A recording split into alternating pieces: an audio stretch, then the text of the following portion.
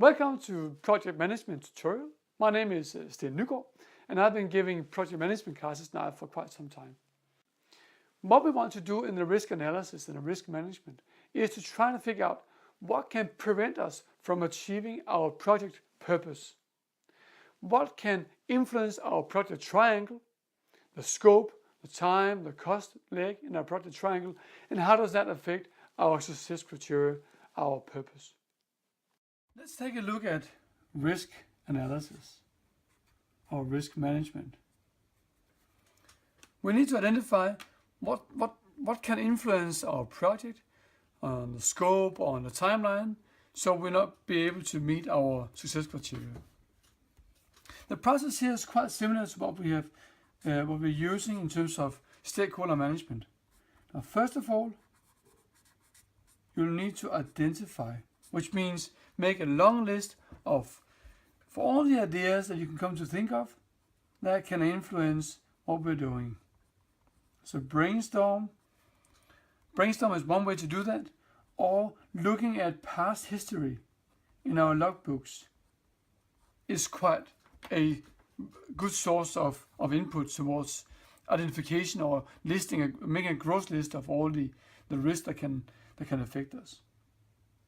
What happened the last time and what did they do and what can we do this time? 2, we will prioritize. And 3, we will manage. Now, very similar to the way we do stakeholder analysis. Identification, again, this is all about generating a lot of ideas.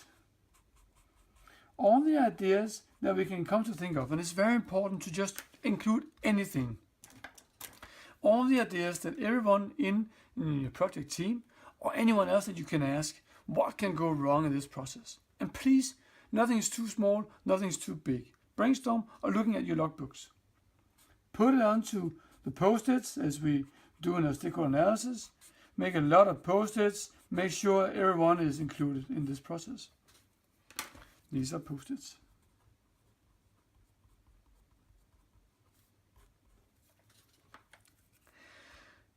Two, in our prioritization, again, we have a long list of a lot of ideas that can influence our project, but we might not have, capacity enough to deal with all of them, and some needs to be dealt with in specific ways and others in another way.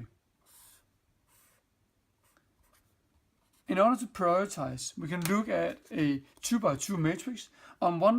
Normally what we'll do is on one scale, we look at the impact of that risk. And on the other one, we'll look at its probability. Now, how likely is it in percentage, for instance, for this risk to occur? And we can say from 1 to 5 or from 1 to 5. When we're in this category, we can sort of look at different quadrants here. And high impact but low probability. If we know there is a risk that, well, we don't think it's very likely it's going to happen, but if it does happen, we need to do something about it. What we normally say to do about it here is we have to have a plan B ready. If this happens, we don't do anything about it now, but if it happens, I have a plan B of dealing with that. Now, if suddenly materials are missing in our project, now we don't think it's going to happen, but if it does happen, we will have someone else ready to stand by to deliver with short notice. That could be a plan B. If we look at the other end of the scale, low impact but high probability, the thing that we'll do here is that in order to reduce its probability, we will mitigate, which means try to avoid it from happening. Low impact, low probability. We will keep an eye on it and we'll monitor it as we go along. Things change, so does risk analysis. So what is not a very impactful or probable risk today might be tomorrow. In the upper quadrant, it's quite obvious, but this is where we have both high impact, high probability. We need to do something about it. We need both to try to reduce the likelihood of it to happen and in case it happens, let's put a plan B in place. So this is sort of one way to look at your post-its and try to prioritize them. So this is also very similar to stakeholder analysis. What is different here is that a risk is not necessarily easy to put on a prioritization list here. What we need to do first of all is we need to look at that risk and say, okay, if the risk is that materials, let's just use that as an example, is late. This is the risk. What is then the reason for that? What is the cause of that risk to happen? What is the cause of of materials being late? And if materials are late, what is then the effect of it?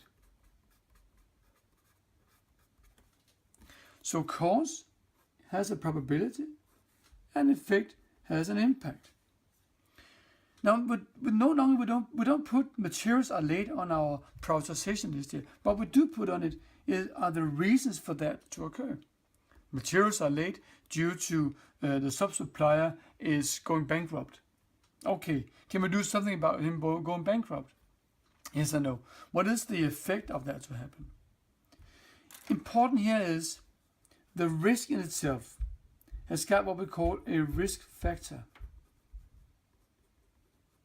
The risk factor equals probability multiplied by its impact. So 10% likelihood times $1,000 means $100. That's sort of a way we need to look at it. Those $100 are positioned here in our impact versus probability matrix. You will find in some literature another term for this, which is abbreviated EMV, which is expected monetary value.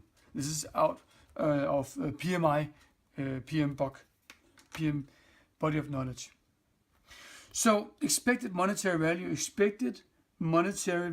how likelihood and how big an impact will it have on us. The way we're going to deal with it again, we will look at it. Okay, let's say these are the people that is working on the risk analysis.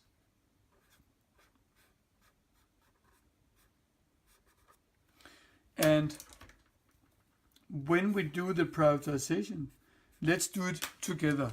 Let's have this prioritization 2x2 matrix with impact and probability, and let's put all our risks and causes for risk here within this quadrant, and let's do it together. Don't just do it again on your own. I think this is a key difference between a stakeholder analysis, because we need to take what we have identified and we need to sort of link that to our prioritization list. Bear that in mind. When it comes to managing the prioritized risk that we have done, we will look at it from different perspectives. One, we will look at the risk in itself. Let's just take one risk to begin with.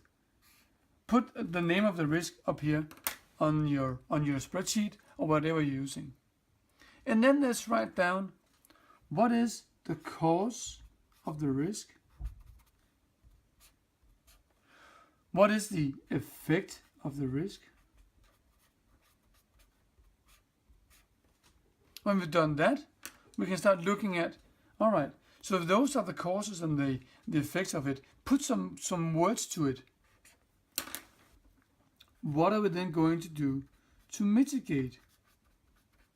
Let's come up together with some ideas on how to reduce the likelihood, and in case it's necessary, what sort of plan Bs will we have? When we make analysis of all the mitigation and plan Bs, we need to sort of compare the money that we are going to spend on mitigating and making a plan B versus the impact, the risk factor that we have identified. If it's going to cost us $10,000 to mitigate for a risk which might only affect us with $100, well, is this reasonable or isn't it? And it's up to you for each risk that you have decided on. And all of that you'll put into a basic Excel spreadsheet again.